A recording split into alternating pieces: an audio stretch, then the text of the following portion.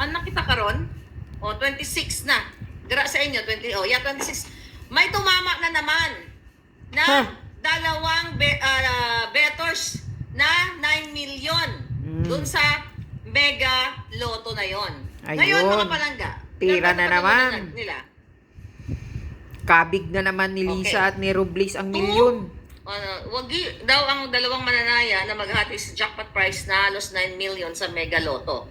So ayan, 8.9 million each. Okay? Wow. So ngayon mga kababayan, sabi nga ng mga comment 8.9 million. nila palangga dyan, nakikita ko si Pebbles, ito ay Holy Week bonus.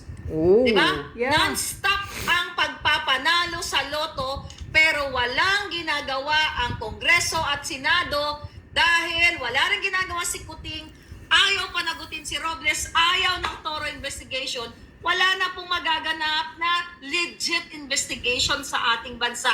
Habang si Marcos Jr. at si Lisa Tanas ang kasabwat ni Mel Robles. Yun nga eh, kawawang Pilipinas. Habang sila ay magkakasabwat, wala kayong aasahang pagbangon sa Pilipinas. Correct. Ang asahan ninyo, paglubog, patuloy na paglubog, panggigipit sa mga abogado katulad ni Delgado, panggigipit sa mga vloggers like me, pero huwag kayong mag-alalaan. Thank you sa lahat ng dasal ninyo.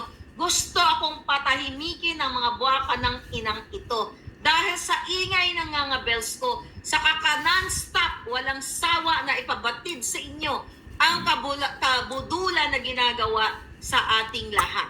Kaya buhay ko ang kukunin nila. Magiging palus ako kung kinakailangan sa mga hayop na to at hindi natin kailangan magwagi. At may mga tinatrabaho sila ngayon. Doon sa mga expose ko, may tinatrabaho sila mga palangga.